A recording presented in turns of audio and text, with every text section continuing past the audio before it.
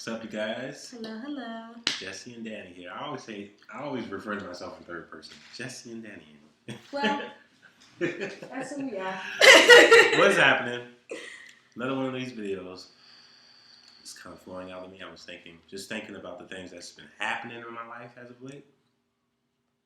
The concept of self.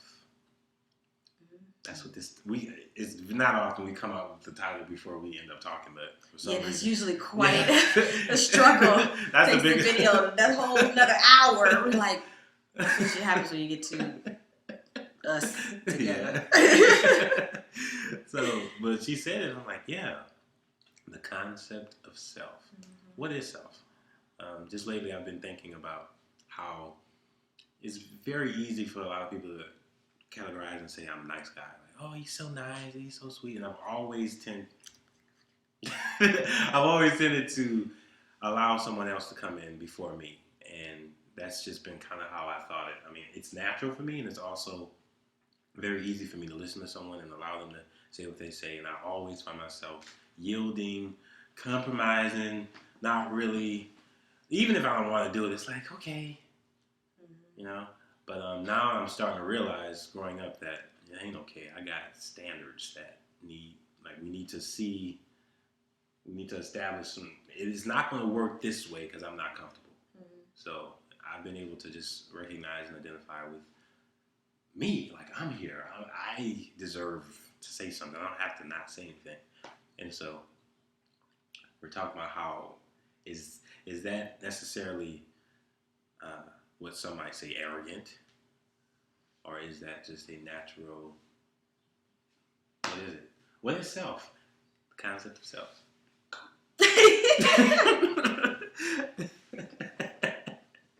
Well, all right. For me, the journey is or the task, the challenge right now is letting go of that which does not serve you, which is finding out about yourself.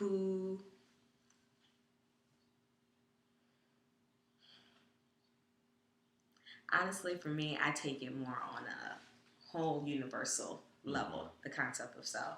So to me, it is being your highest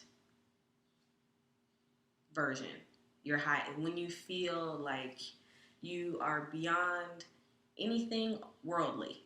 Mm-hmm. And whatever mode or way or path you take to do that is okay, but it's when you feel that you are beyond the things that make you feel human, in a sense. You know, yourself, I think, is goes beyond the sense of your body. Yeah. You know? Yeah. So when you're serving yourself, it makes you feel good. So me and trying to understand the self I am is not attaching on to who I think I am. Because usually was something that was packed on, or I was told, or what, for me worrying about other people's emotions and not really understanding how to take into account my own. This is what I take on and who my understanding is. Mm-hmm. Identifying as somebody that grew up in LA on these types of streets, so that means that you must be these types of ways. Yeah. Or your skin color means that you are not enough of, or are too much of. You know, all these things that we falsely believe to be ourselves, or I believe to be myself. Ourselves too. I mean, there's a lot of that going on. A lot of propaganda programs, people trying to make you feel you have to align to the macro aspect, you know. So many of that, like you just said, it goes above skin color, hair, especially. Without going too far on a tangent, just being in Minnesota made me realize, like, your hair makes a difference. Like, when I decided to get a texturizer, my hair was just like, poof. You know? Everybody was like, oh my God, Jesse. Yeah. It's your hair. It's so nice. Yeah, so I mean. How does it do that?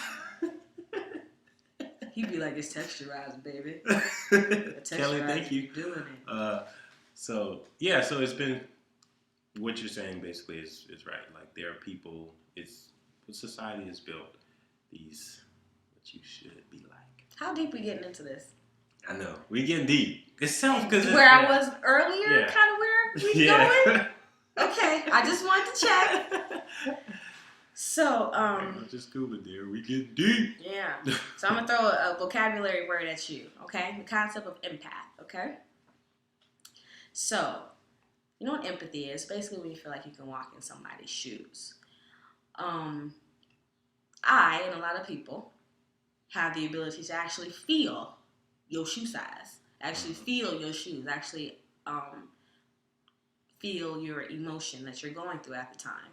So something that I've learned, and by talking to other people who also are able to do these things, or also have this gift or curse, actually is a better description of it, is seeing how ruled we are by our emotions, how everything in our three-dimensional world caters to your senses. Yeah.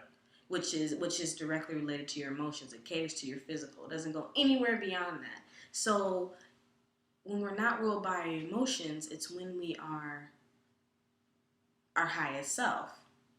Hunger brings on an emotion. Yeah. You know? It doesn't just have to be happy or sad. It's hunger brings on a certain emotion.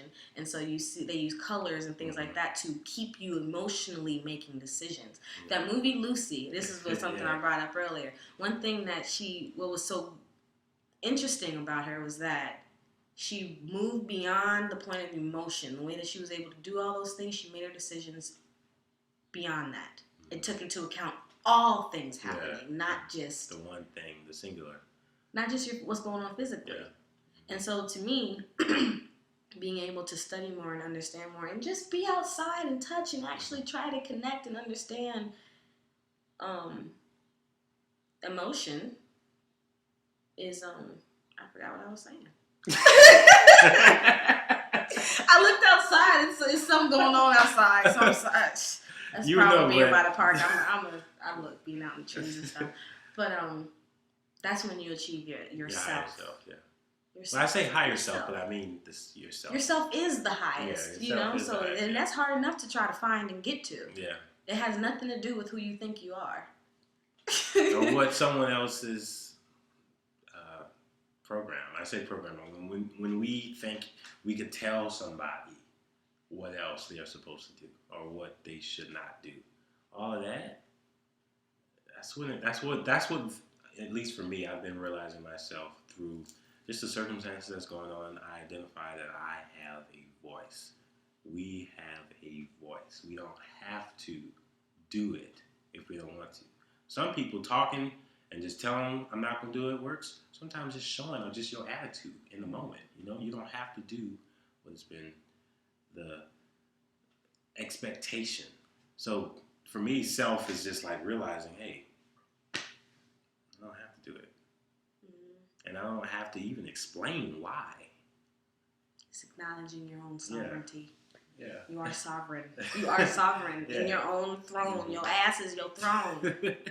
And so you don't have to explain. Kings and queens don't explain. Pharaohs and emperors do not explain themselves. I am the ruler of this kingdom. But it's you have to remember that. Mm-hmm. You know, you have to go through your Simba journey. Which I'm about to embark on. Yeah. Yeah, Simba journey. When we talked about the tarot cards. Who's Rafiki? It doesn't matter. It's in the past. Yeah. Sorry. Can never pass up a Rafiki moment. But no, just based on symbols. Like I've realized that I'm starting to see things as symbols. I've been doing a lot of math randomly, which is, I don't know where the hell that came from, because no one just has time to just do math. But I have lately, for some reason, that's the stuff that just happens to me sometimes. What has been the draw to you to do math? Numbers? I remember,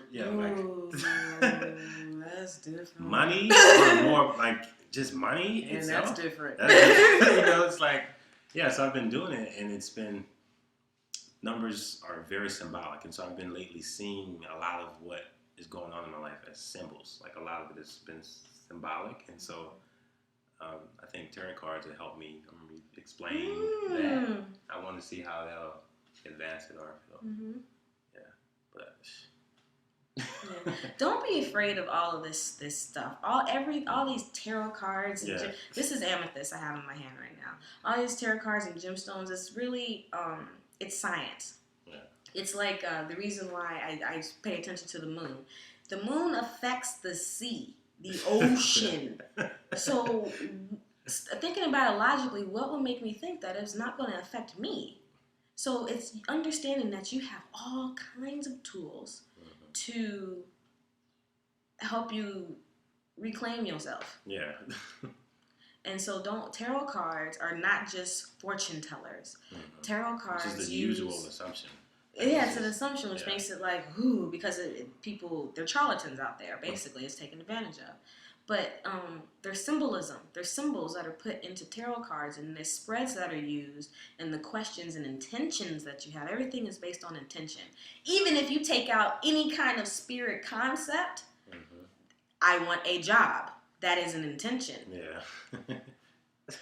So, it's all based off that. It doesn't have to be about telling your fortune. It can be about telling yourself, just understanding your emotion at the moment. You see, personally, that's been my journey. I've been realizing that I could use that as a benefit. It is a tool to get, like you said, to help you find yourself. We got tools, and that's one of them.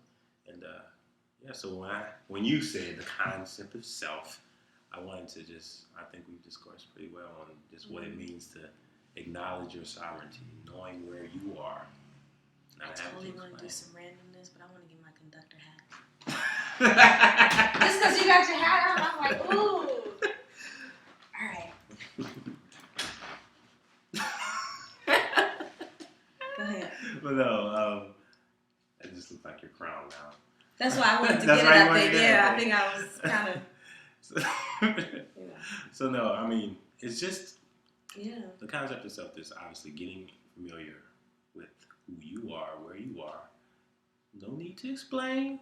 It's like no need to explain. I mean, that's the thing, and it's also been another reason why I've been having this just kind of roam around in my spirit is because the interruption is that it seems arrogant. You know, like that's what.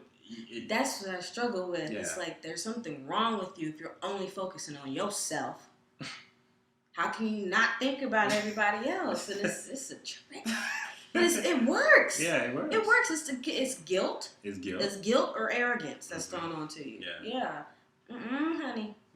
Because you get to love. That's the problem that most people find. Yeah. You know, you can't. All this shit becomes meaningless when you operate from love collectively. Yeah. So when you get to the point when you get to self, you realize that shit ain't so bad. It ain't so bad. I love you. Yeah. Let's just love. You know, it's kind of like it's why they don't want people smoking weed. You know, everybody's just like, you know. So it's not arrogant if you come at it from curiosity, not from wanting power, which is ego. Yeah. Then that's arrogance. That's arrogance when power is involved. When power, but if you just want to you're just curious about yourself. Curious about what's going on. That's fine. That's cool. It's cool. That's what I mean. This is partially off subject, but it's like when I used to say, I just lost it. It's like, really? Yeah. See, it happens. That's what happens when you swim in the deep waters. It's a lot of places to go. Oh, wait. You think it's real?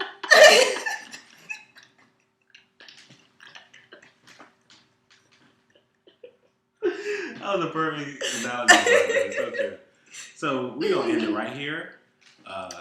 Peace and love, and let me know what you think. How has life, if you want to share, how has it affected the way people acknowledge themselves? How have you put yourself on the table, you know, instead of just subjecting yourself to some idea of what someone thinks? What's your concept of self? Making YouTube videos is fun. Hit record on your computer. Like, hey, Jesse. Hey, Danny. See? It's not good. And I laughed. Yeah, this was a good video. Thank you.